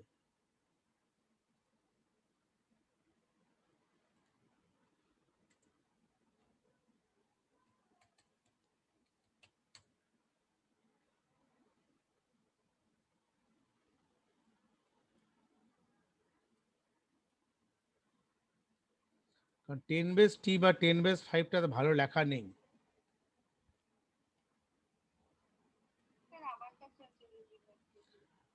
ইংলিশ ভার্সন আছে তো? তুমি একটা কাজ করবে, দেখবে ইথারনেটের মধ্যে না কোথাও 10 বেস 2, 10 বেস 3 এভাবে পেয়ে যাবে, আছে না? হ্যাঁ, ইয়েস। তাহলে তুমি এটা ছবি তুলে পাঠিয়ে দিও, তাহলে গ্রুপে সবাই দেখে নিতে পারবে। হ্যাঁ, ঠিক আছে, ওকে। সুবিধা হলেও পাঠিয়ে দেবে, তা খুঁজতে হবে না আমাকে। এবার যে টোকেন রিং, টোকেন রিংটা আমাদের রিং টপোলজি ব্যবহার করাটা প্রথমেই বলেছি। টোকেন রিং হচ্ছে এক প্রকার লজিক্যাল রিং নেটওয়ার্ক, যা আকৃতিগত দিক থেকে অনেকটা স্টার নেটওয়ার্কের মতো, এবং টোকেন রিং আর্কিটেকচারে রিং টপোলজি ব্যবহার করা হয়। টোকেন রিং পদ্ধতিতে ডেটার সংঘর্ষ এড়ানোর জন্য একসঙ্গে কখনোই দুটো কম্পিউটারে ডেটা পাঠায় না, মানে এ বিতে মানে একই সঙ্গে পাঠাতে কলিশন হবে। এই পদ্ধতিতে ডেটা সর্বদা টোকেন ফ্রেমে প্রেরণ করা হয়। টোকেন রিং এ ডেটা আদান প্রদানের পদ্ধতি। টোকেন রিং পদ্ধতিটা ডেটা পাঠাতে হলে টোকেন পাসিং পদ্ধতি ব্যবহার করা হয়। আমাকে পদ্ধতিটা কি করেছে, 1 নাম্বার থেকে 6 নাম্বার কম্পিউটারে ডেটা পাঠাতে হলে প্রথমে 1, 2, 3, 4, 5 নম্বর কম্পিউটার হয়ে 6 নাম্বারে আসবে। এটা সিকোয়েন্সে কিন্তু আমাকে মেনটেন করতে হবে। You have to maintain the sequence. এই সিকোয়েন্সটাকে মেনটেন করে আসতে হবে। এবার এবং টোকেনের লেখা অ্যাড্রেসের সঙ্গে 6 নাম্বার কম্পিউটারের অ্যাড্রেস মিলে যাওয়ায় 6 নম্বর কম্পিউটার ডেটা গ্রহণ করে। এক্ষেত্রে দুটি কম্পিউটারের মধ্যে তথ্য আদান প্রদানের হার যথেষ্ট গতিতে হয়। এই হার সাধারণত 4 Mbps থেকে 16 Mbps এর মধ্যে হয়। জাস্ট রিডিং পড়ে যাবে কি করে পদ্ধতি করা হয়। আসতে আমি দেখিনি সেভাবে, আমি যা দেখে নিচ্ছি যে ওই ও একটা আমাকে পাঠালো, কি লেখা আছে দেখে নিচ্ছে। ইয়েস, দিস ইজ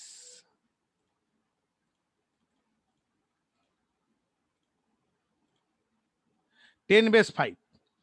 দেখো, দি ইউজেস দ্য বাস টপোলজি। তাহলে এখানে আরেকটা কোশ্চেন খুব পরীক্ষায় আসে, এখন থেকে লিখে রাখো, যে ইথারনেট নেটওয়ার্কটি কোন টপোলজিতে ব্যবহৃত হয়। এটা খুব ইম্পর্টেন্ট কোশ্চেন কিন্তু। ইথারনেট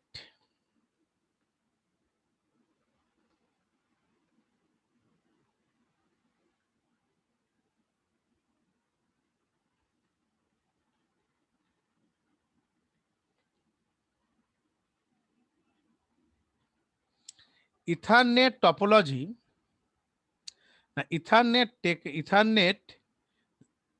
ইথারনেট ল্যান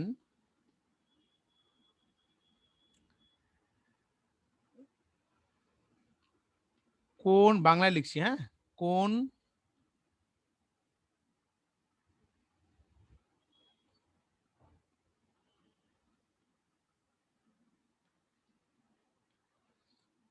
টপোলজির ক্ষেত্রে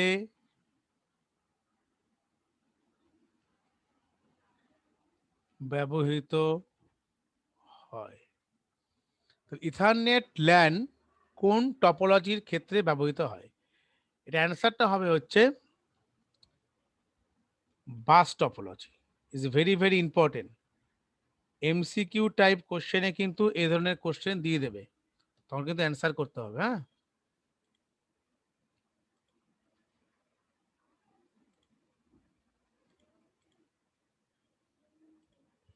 যেমন দেখো 10 base 5, this uses A bus topology. একটু পরে এই একটু পরে, কোনো কথা করে খেতে পারবো না, একটু পরে ঠান্ডা হয়ে যাবে।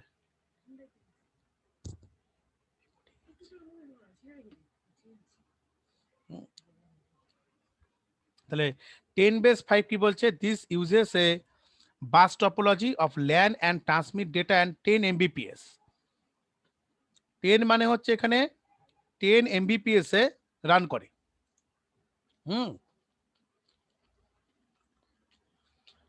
uses bus topology of LAN and transmit data and 10 Mbps over a coaxial cable। 5 মানে হচ্ছে এখানে 500 মিটার ম্যাক্সিমাম লেন্থ।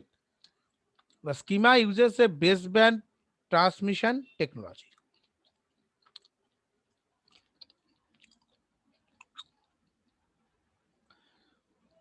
10^2 মানে কি, this uses a bus topology of LAN and transmit data at 10 Mbps speed over a coaxial cable of 185 meter maximum length. The schema uses the baseband transmission technology। হয়ে গেল। তো এখানে 10^2 হলে কিন্তু আগেরটা 5 মানে 500 মিটার ছিল, 2 মানে 185 মিটার। আর 10^t হলে কি হবে, the uses the star topology of the LAN transmit data over a 10 Mbps speed using a cat5। cat5 মানে হচ্ছে একটা কেবলের টাইপ, cat5 cat6 এরকম কেবল আছে। cat5 UTP cable of 100 meter maximum length. আর 100^tx মানে কি, this bus star topology of LAN transmit over a 100 Mbps using a cat5 UTP cable 100 meter maximum length. Just এতটুকু একটু দেখে নাও কি লেখা আছে। আমি জাস্ট 2 মিনিট বাদে একটা কাজ করে আমি আসছি, 2 মিনিট দেখে নিতে পারো। 2 মিনিটের মধ্যে আসছি, 2 থেকে 3 মিনিটের মধ্যে। হ্যাঁ,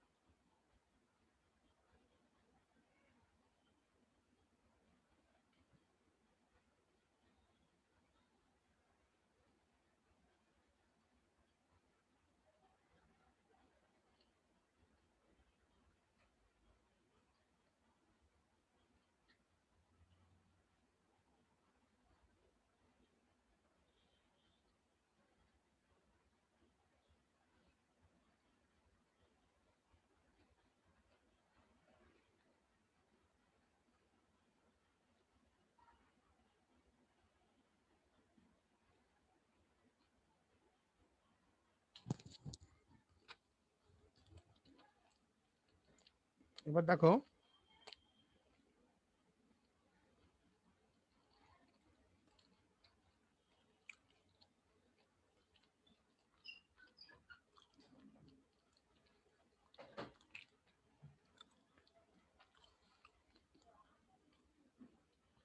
নেক্সট টপিক আমাদের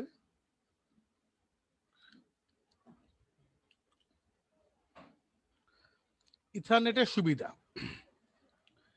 এদের সুবিধা কি, অত্যন্ত সরল প্রকৃতির সিএসএমএ প্রযুক্তিতে সবচেয়ে বড় সুবিধাটি খুব সহজেই হার্ডওয়্যার ইমপ্লিমেন্ট করা যায়।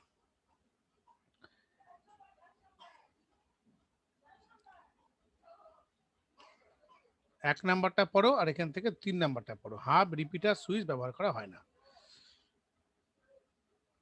অসুবিধা পড়বে, যেটা যদি সংঘর্ষ নিয়ন্ত্রণ করতে গিয়ে অধিকাংশ ইন্টারনেটের নোডগুলি নষ্ট হয়ে যায়, সেটা বড় একটা ডিসঅ্যাডভান্টেজ। নেটওয়ার্কের সংঘর্ষ শনাক্ত করতে গিয়ে ইথারনেটের নেটওয়ার্ক তার ব্যান্ডউইথে একটি উল্লেখযোগ্য অংশ অপচয় করে ফেলে। ব্যান্ডউইথের উল্লেখযোগ্য অপচয় মানে হচ্ছে, ধরো কোনো কারণে ব্যান্ডউইথ, ধরো তুমি যে স্পিডটা পাচ্ছ ইন্টারনেটে, সে তুমি যদি শেয়ারিং যদি বাড়িয়ে দাও, অটোমেটিক্যালি ব্যান্ডউইথটা মিসম্যাচ হবে, সেটাকে বলছে ব্যান্ডউইথটা ক্ষতি করতে পারে। টোকেনিং এর সুবিধে প্রথম দুটোই পড়বে, টোকেনিং এর সুবিধে। অসুবিধে পড়বে দুটো, বেশি কিছু পড়বে, ইথারনেটের পার্থক্যটা পড়বে, এটা একবার পড়লেই বুঝতে পারবে। এতটুকু করলেই হবে, যতটুকু হয়েছে একবার ভালো মতন আমি এটা তোমাদেরকে দরকার পড়ে একবার পাঠিয়ে দেবো। দেখবে সেভ অ্যাস করে আমি ধরো রেখে দিচ্ছি হচ্ছে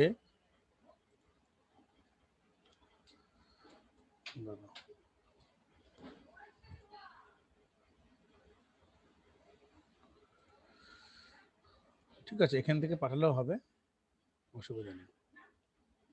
তোমাদের কাছে এটা পিডিএফটা আছে না? পিডিএফটা গ্রুপে দেওয়া আছে তো, গ্রুপ থেকে দেখে নেবে একবার অসুবিধা হলে, ঠিক আছে? অসুবিধা হওয়ার কথা না। আমরা আরেকটু বাকি আছে আমাদের, শুধু নেটওয়ার্কের মধ্যে আমাদের নেক্সট যেটা করতে হবে, এরপরে না আমরা নেক্সটের দিন কোনটা করবো বলবো, সুইচিং সার্কিট। সুইচিং সার্কিটটা খুব ইম্পর্টেন্ট, সুইচিং সার্কিটে কোশ্চেন থাকে নেটওয়ার্কের মধ্যে আমাদের থাকবে, তবে সুইচিং সার্কিট এখান থেকে পরপর আছে। এই যে সুইচিং পদ্ধতি, এটা আমরা পরের দিন ডিসকাস করবো, কোনো অসুবিধা নেই। প্রথম চ্যাপ্টার থেকে তো আমাদের অনেক কিছু আমরা দিয়েছিলাম, সবই আমাদের হয়ে গেছে, ভিডিও করা আছে। প্রথম চ্যাপ্টার বাড়িতে ভালো মতন পড়ো, কারণ প্রথম চ্যাপ্টার না পড়লে কিন্তু আমাদের নেক্সট যেগুলো আছে ওটা কিন্তু কভার করা কিন্তু মুশকিল হবে, কারণ এখানে অনেকগুলো কোশ্চেন কিন্তু থাকে। যেমন তোমাকে ধরো প্রথম চ্যাপ্টার থেকে কিছু কিছু স্যাম্পল কোশ্চেন আমি দিচ্ছি, এটা হোমওয়ার্কের মধ্যে লিখে রাখতে পারো, হোমওয়ার্কের প্র্যাকটিস করতে পারো। যেমন প্রথম বলতে পারো,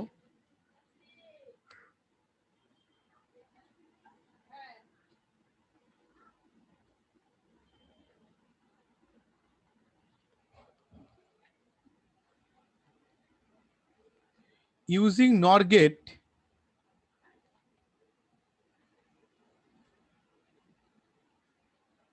ইমপ্লিমেন্ট অ্যান্ড গেট। এই কোশ্চেনগুলো কিন্তু এসএকিউ এ খুব থাকে, এসএকিউ টাইপ কোশ্চেনে, এসএকিউ টাইপ কোশ্চেনে খুব থাকে, 1 নাম্বার করে। এটা বাড়িতে করবে। তারপর তোমাকে দিল ধরো, এটা আমি অনেকবার করিয়েছি, তাও এবার ট্রাই করো দেখি।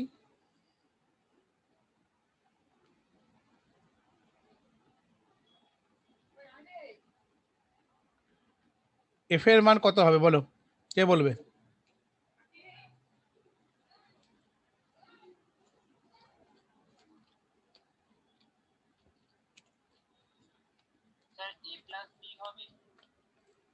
সবাই কি বলে দেখি আগে।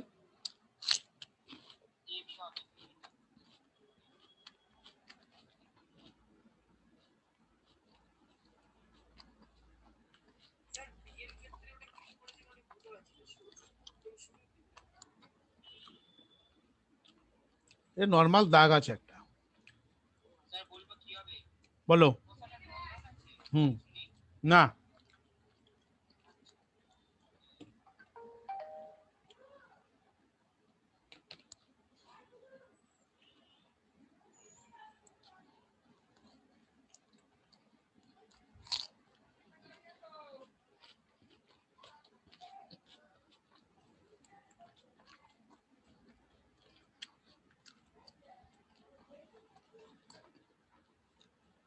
এটা হবে এবার, এটা বি যাচ্ছে তো, এবার বি হোল বার হলো। যেহেতু নট গেট আছে, এখানে ন্যান গেট আছে, তাহলে এবার বি হোল বার। তাহলে এবার বি হোল বার কি করে ভাঙানো যায়?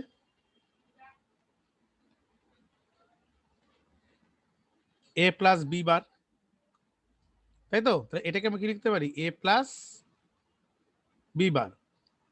এটাকে আমি এবার নট গেটে পাস করেছি, তাহলে এবার ডট বি ডাবল বার, তাহলে এবার বি, এটা হবে অ্যান্সার, এটাই বেরোবে। বুঝতে পারলে? এরকম টাইপের কোশ্চেন কিন্তু প্র্যাকটিস করতেই হবে। তোমার একটা কোশ্চেন বলতে পারে, কোশ্চেন লেখা আমি বলছি, নর গেটে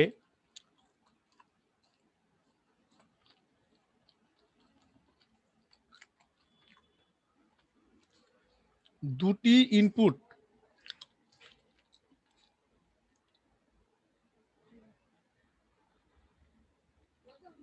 লো হলে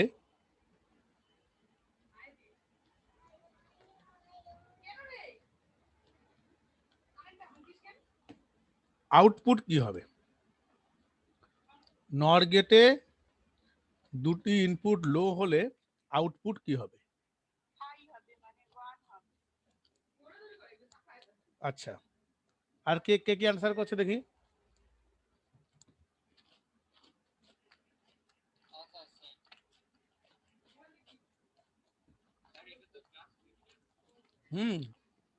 এটা থাকে তো, ঠিকই বলছো। যদি লো হয়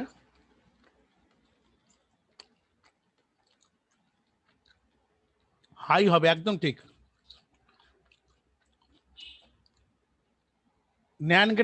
ন্যান্ডের ক্ষেত্রে কি হবে?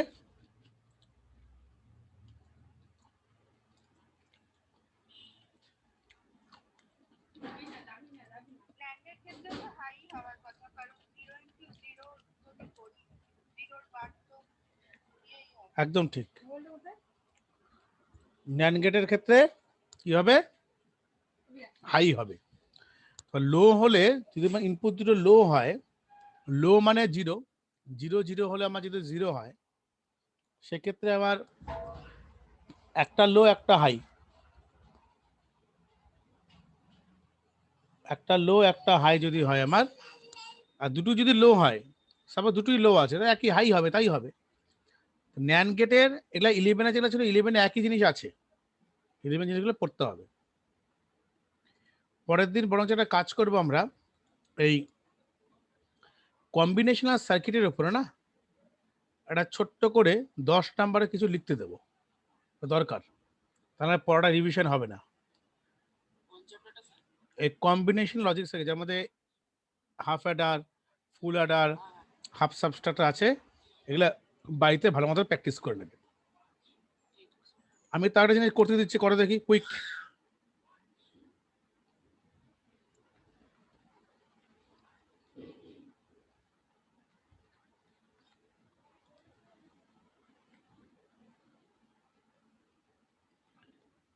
এটার আউটপুট কি হবে বলো তো?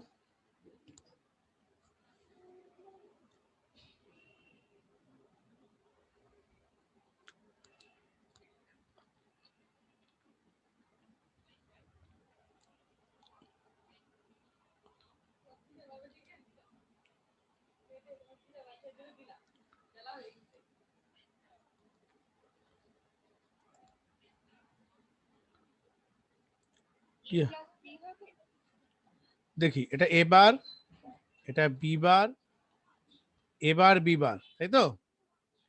তাহলে এবার ডট বি বার, তার উপরে হোল বার, একদম ঠিক। এ প্লাস বি, এ প্লাস বি হবে অ্যান্সার। তাহলে এই টাইপের জিনিস যত প্র্যাকটিস করবে বইয়ের মধ্যে, শোনো একটা কাজ করবেন, যার কাছে যে বই আছে সেই বইয়ের মধ্যে যত এক্সাম্পল পাবে নিজেরা প্র্যাকটিস করো, বাস। আর কিচ্ছু দরকার নেই, প্র্যাকটিস করে হয়ে যাবে। পরে তাহলে 10 নম্বরের কোশ্চেন লিখতে দেবো, ঠিক আছে?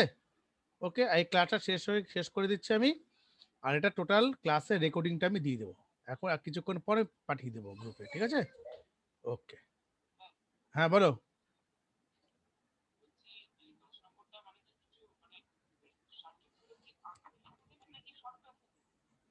সবই থাকবে স্যার, দুই একটা শর্ট কোশ্চেন, একটা বড় কোশ্চেন লিখতে দেবো 5 নম্বরের।